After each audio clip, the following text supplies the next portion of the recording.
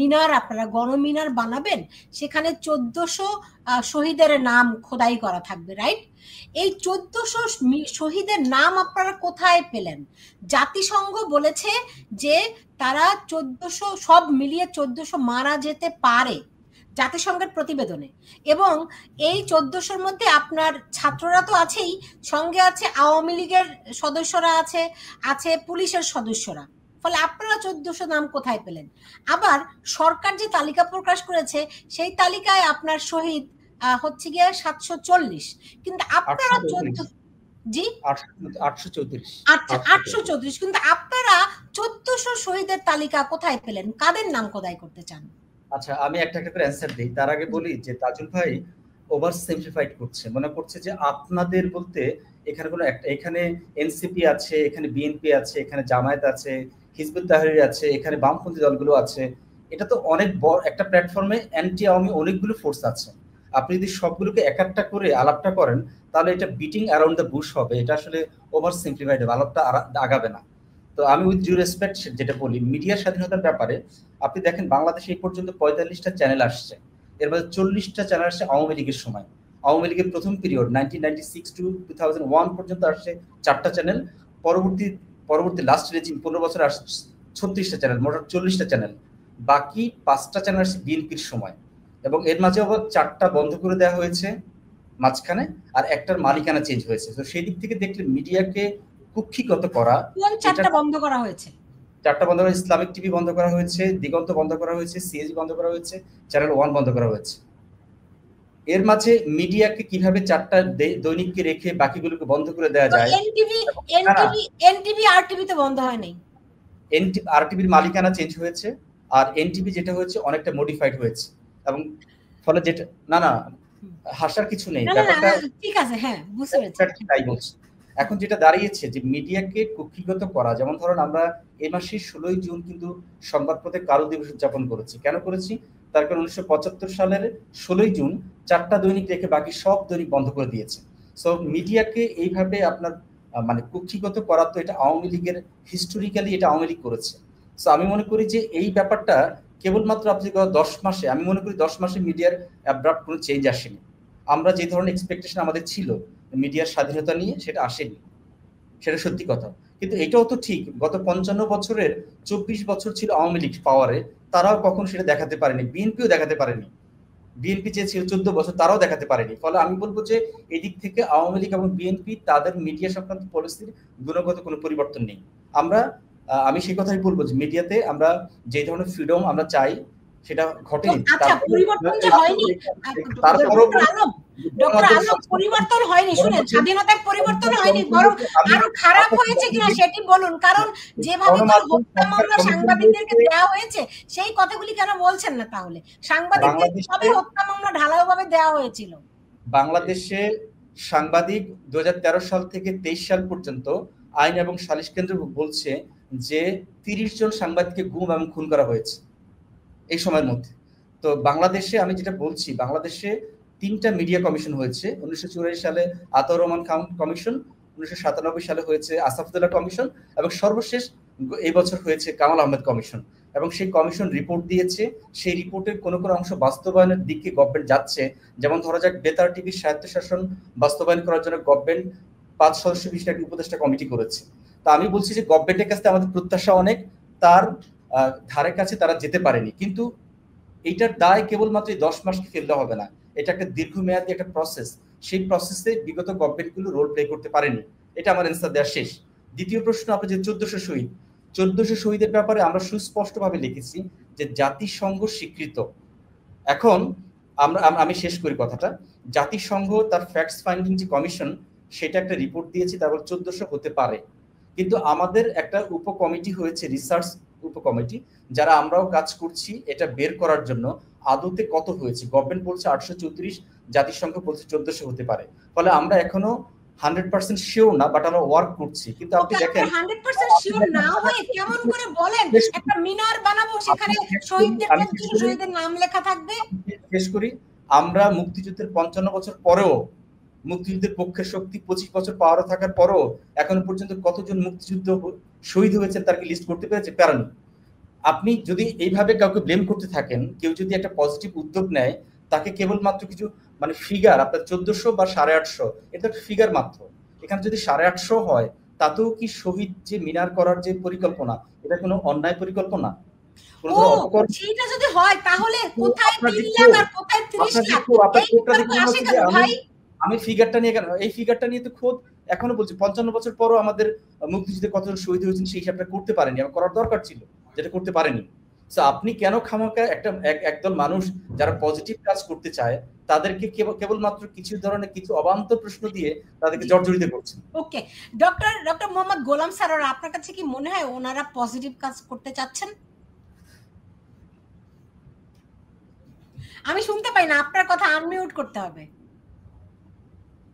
আমি বলছিলাম যে আমি এভাবে বলতে চাই না সরাসরি, আমার কিছু সাপ্লিমেন্টারি পয়েন্ট আছে এবং ডক্টর খোরশেদ আলম অত্যন্ত ইনফর্মড। আমি নিজের সাথে তুলনাই করতে চাই না, বিশেষ করে মিডিয়া এবং সাংবাদিকতা এই সমস্ত বিষয় নিয়ে। কিন্তু ডক্টর খোরশেদ আলম, আপনার কাছে কি কোনো ধরনের স্ট্যাটিস্টিক্স আছে যে গত 10 মাসে কতজন সাংবাদিক বাংলাদেশে চাকরিচ্যুত হয়েছেন? এক নাম্বার। আমি জাস্ট জানতে চাচ্ছি, এই নয় যে আপনাকে উত্তর দিতেই হবে তা না। দ্বিতীয় হচ্ছে, আমি নিউজ পড়েছি, অনেক নিউজ পড়েছি, তার মধ্যে একটা নিউজ আমার কাছে খুব স্ট্রাইকিং মনে হয়েছিল, যে এই সরকার ক্ষমতায় আসার সাথে সাথে সম্ভবত কয়েক সপ্তাহের মধ্যে বাংলাদেশ টেলিভিশনের বিটিভির সকল করেসপন্ডেন্টকে একটা চিঠিতে চাকরিচ্যুত করেছে, এবং যাদের অনেকেরই চাকরির বয়স ছিল 20 বছর, 25 বছর, 22 বছর, 18 বছর, 10 বছর। হ্যাঁ, এবং আমি এটাকে দেখেছি যে এই লোকগুলোর ফ্যামিলিগুলো এখন কি করবে। এদের হয়তো কারো প্রাপ্তবয়স্ক বাচ্চা কাচ্চা আছে, ছোট বাচ্চা কাচ্চা আছে, বউ আছে, মা বাবা আছে, ঠিক আছে। সো এবং থার্ড প্রশ্নটা হচ্ছে যে, প্রশ্ন মানে আমার অবজারভেশনটা হচ্ছে যে, এই যে আপনি বললেন যে 40টা বা 45টা টেলিভিশন হয়েছে এবং এখন পর্যন্ত খুব একটা টেলিভিশন বন্ধ করে দেওয়া হয়নি, কিন্তু এই 40টা টেলিভিশনের মধ্যে কি আপনার মনে হয় না যে ম্যাসিভ রিফর্মেশন হয়ে গেছে ইতিমধ্যেই? প্রত্যেকটা টেলিভিশন, শুধু সিইও বা ম্যানেজমেন্ট না, আমি বলছি যে সাংবাদিকদের মধ্যে, মাঠ পর্যায়ের কর্মীদের মধ্যে, আপনার কি মনে হয় না যে প্রত্যেকটা টেলিভিশনের মধ্যে এক ধরনের কু হয়ে গেছে? এই তিনটা বিষয় যদি আপনি এক জায়গায় করেন, আপনার কি মনে হয় যে শেখ হাসিনার ফ্যাসিবাদী আমলের সাথে এই সরকারের আমলের মিডিয়াতে আদৌ কোনো পরিবর্তন হয়েছে? আমি কি অ্যান্সার দেব আপা? দেব কি? আপনি মিউটেড আছেন, আপনি মিউটেড। হ্যাঁ হ্যাঁ, নিশ্চয়ই খোরশেদ আলম বলুন। জি আচ্ছা, আমি কিন্তু সারার ভাই আগেই বলেছি যে এই সরকারের কাছে আমাদের যে এক্সপেকটেশন ছিল, তারা তার ধারে কাছেও যেতে পারেনি।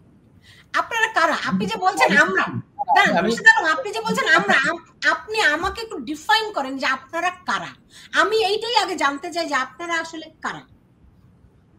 না, এখন আমরা এটা আমাদের কথা বলার একটা অ্যাপ্রোচ, আমরা অনেক সময় ইন্ডিভিজুয়াল কথা বললেও কিন্তু আমরা, এটা আমাদের কথা ল্যাঙ্গুয়েজের একটা না না না না, এই সব চালাকি হবে না।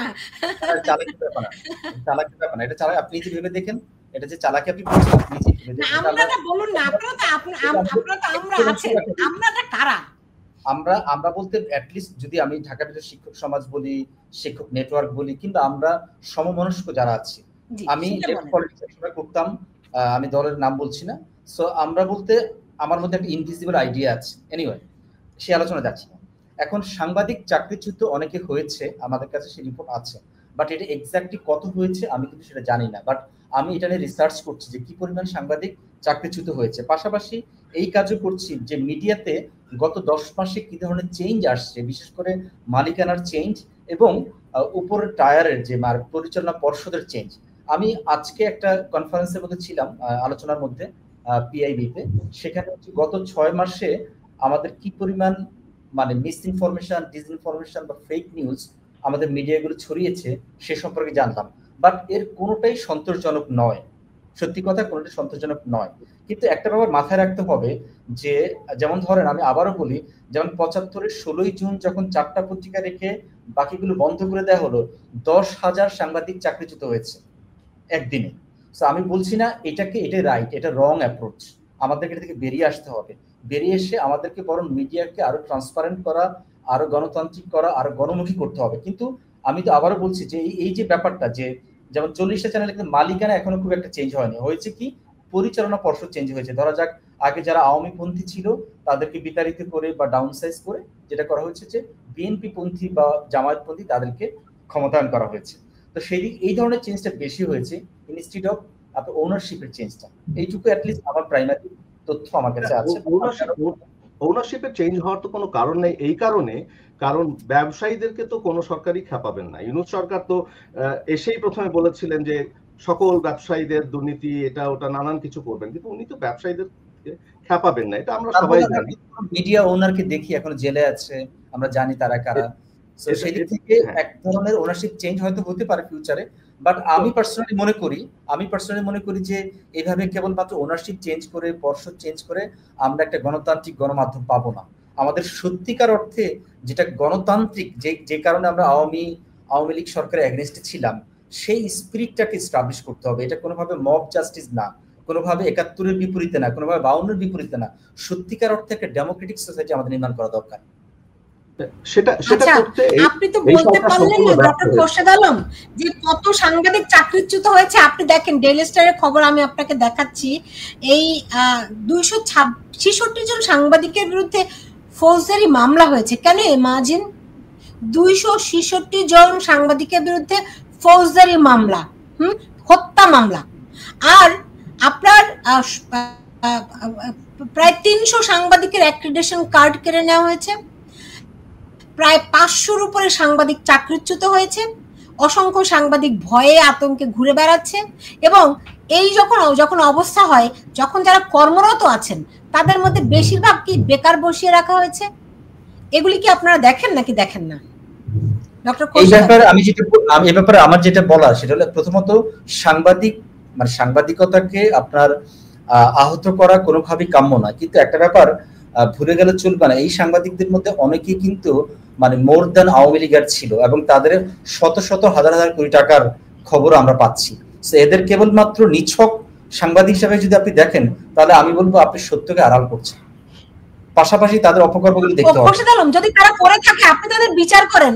খোরশেদ আলম, যদি তারা এগুলি করে থাকে তাহলে আপনি তাদের বিচার করেন, মামলা দেন, তদন্ত হোক।